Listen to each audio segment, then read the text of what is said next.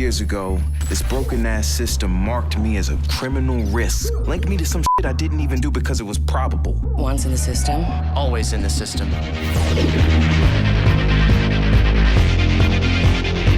So here's the thing with Watch Dogs 2.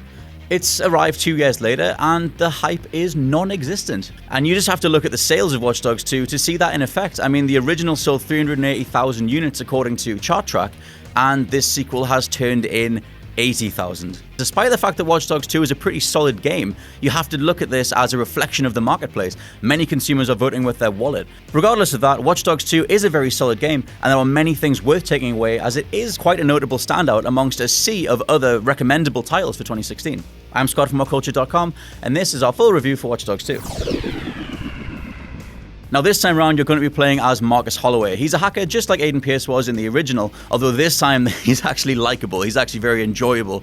He's very fun to hang out with. He's the kind of guy that gets stuck into a social circle and brings people together. Most people want to be around Marcus, and you essentially get to be the quote-unquote life of the party, bringing this ragged band of hackers together and forming the San Francisco wing of DedSec, the returning hacker group from the original game, and that is given sort of a fresh lease on life because we get to see it from this younger perspective. Holloway and his friends, Wrench, Satara, they very much have this youthful mentality. They're very much just, let's get out there, let's get our name out there, let's brand everything with DedSec, let's spray paint the walls, and, you know, let's quote-unquote things up. I mean, it's the hacker mentality from top to bottom. It's very anonymous light. And granted, that tone is going to put some people off. There's a lot of, you know, trollish internet meme-based humor in here. But I think Watch Dogs owns it. I think that because they deep dive on it so heavily, that if you go along for the ride, it's very enjoyable to see in motion. Now, the main crux of the story centers on the return of the ctOS operating system from the original game, the overarching computer program that runs everything from cars to cell phones to TVs and everything, basically allowing you to control everything, providing you know how to access the code. Now, this is the same setup that was given in the original, but following Aiden Pierce's exploits in that original game, ctOS and Bloom, the company behind it, have doubled down on their efforts and actually made even more things controllable. It's sort of a over-the-top reaction to the amount of things that went wrong in that game, giving you, the player, more control over everything in the process. At the end of the day, it's just an excuse to let you control the whole world from a phone, which from a gameplay perspective, completely works. The entire setup of the game centers around you gathering followers, distributing your DedSec app, under the proviso that the more people who download your app will then give DedSec access to their computing power, therefore growing DedSec's reach over time. Now, this is the big thing with Watch Dogs 2. You can tell that Ubisoft listened to every single criticism from the original and kind of went back to the drawing board in redesigning every aspect of Watch Dogs 2. Something like the hacking, which was just criticized for being a one-button type thing in the original, now you can hold a button and bring up 4 options for anything. So, say you aim at a car and hold the button down, you'll bring up a menu that will then allow you to drive it remotely using 4 separate commands. You can point at people's phones and cause distractions, or you can overheat them and get them to electrocute themselves.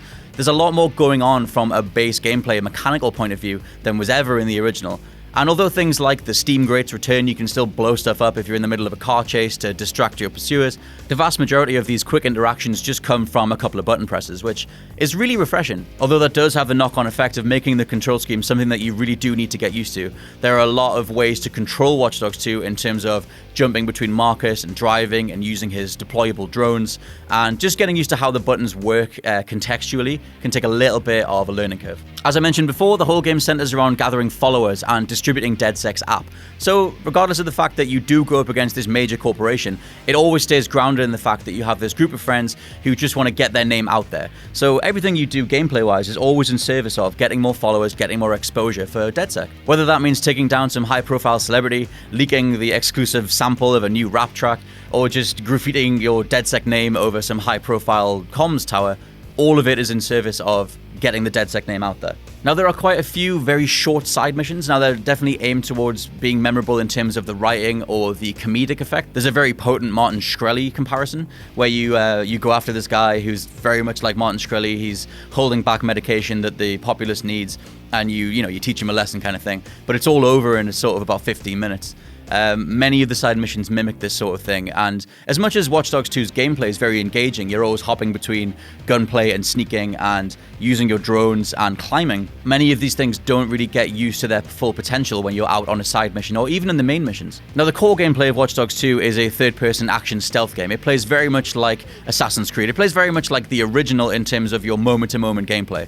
At any given time, you're mostly taking cover, you're mostly sneaking through certain facilities, and although you're given the option to go all guns blazing, the general response to that means that you'll be cut to ribbons within seconds. I mean, most of your offensive capabilities boil down to hacking phones to cause distractions, or eventually unlocking the likes of explosives and popping steam pipes, but they're all contextual. Most of the time the game wants you to be stealthy, and it gives you a couple of drones to help in with that. So to get followers, there are a bunch of ways you can do it. There are many side missions that, as I said, are over quite quickly, but you can also take part in Watch Dogs 2's version of Instagram, which is called Scout X. Now, you'll see different prompts pop up on your phone and tell you that there are landmarks nearby, and if you go up to them and take photos with them, you can get some followers that way. Now, sadly, the bottom line with the gameplay is that the vast majority of missions boil down to try and infiltrate a place, realize you can't get through a certain door, go find the thing that unlocks that door, and then go through the door and complete your objective. There are many things around that, such as the drone infiltration, such as, firearms and stealth and takedowns and taking your time to get through these places. But when you actually look at the steps that need to be taken to get through these main missions, they're nearly all exactly the same. Now, another poignant negative that stood out to me was that the stealth is very much old school, and to some degree it feels a little bit broken. It's very much how the likes of Splinter Cell used to handle stealth, where if one guard sees you, the entire base is just on alert straight away. Watch Dogs doesn't build on where Metal Gear Solid 2 came from, where if you can get to a guard fast enough, you can stop them. In Watch Dogs 2, if your little alert meter fills up, even if you then manage to silence the person before they've shouted or shot a gun or radioed something in, the whole base is going to be descending on you, and most of the time that means your mission has failed, especially if you're going for a stealthier, more ghost-like playthrough. Now, sadly, at the time of recording, the vast majority of Watch Dogs 2's multiplayer is actually just broken. It's just offline. In fact, when you boot the game up, it just pops up and says, hey, we're having a bunch of issues and we're going to get around to this and fix it as soon as possible. But as I say, I've just had no opportunity to try it. The seamless multiplayer is offline, which is supposed to mimic the original game and Dark Souls style of just dropping another player into your world when you least expect it and having you just fight them, dynamically, which is a really cool idea, but I didn't get a chance to try it. If it's anything like the original game, hopefully it'll hold up. Now, there is a certain mode that you can still take part in, where you can buddy up with a friend and explore the world together, but as far as any of the co-op missions or the general seamless dynamic multiplayer aspect, that just isn't working right now. So if that turns out that it's an incredible component and a very vital part of the game, we'll totally do a follow-up video, but as for now, there's just not been any way to review it. And lastly, there are 3 things that you need to know. Number 1, this is infinitely better than the original, just from top to bottom. The characters, the world, the presentation, the tone, it's just inviting, it's playful, it's just fun. They want you to get out there and just experiment with the vast array of gadgets that you have on offer. Number 2, the campaign is very short. If you're focusing on the main missions only, you can pretty much blow through this in about 4 to 5 hours. Because the vast majority, like I said, what you need to do to get through these missions just tends to be done first time through. You find the key, you go through the door, you activate the checkpoint, next cutscene, next mission. There's not that much mechanical variation in terms of the necessity of using the gadgets that you've built up, and that did allow me to blow through the main missions very fast. And number 3, it makes a fantastic first impression, but sadly that doesn't really carry through. When you first boot up Watch Dogs 2, you'll be amazed by the graphics, the acting, the detail in the world itself, everything from the sea lions to the likes of the Golden Gate Bridge. It looks absolutely stunning, and you'll have a blast just experimenting with your drones and your different powers, and those first few hours are really enjoyable. But sadly, when you drill it down and you play this thing for a big chunk of time, the gameplay mechanics start to get very repetitive, the structure of the missions gets to be repetitive, and there's no real end game once you finish the main and the side missions. In the end, Watch Dogs 2 pretty much does for the series what Assassin's Creed Black Flag did for Assassin's Creed. Now, I don't think it's an exemplary game, I don't think it's one of 2016's finest, but I also don't think that you should just completely ignore it and just leave it behind. Watch Dogs 2 is outstanding at realizing that original creative vision, and for that, I'm going to give it a 3.5 stars. It's time we stand together. The numbers haven't stopped climbing. I mean, what are we gonna do? Aim bigger.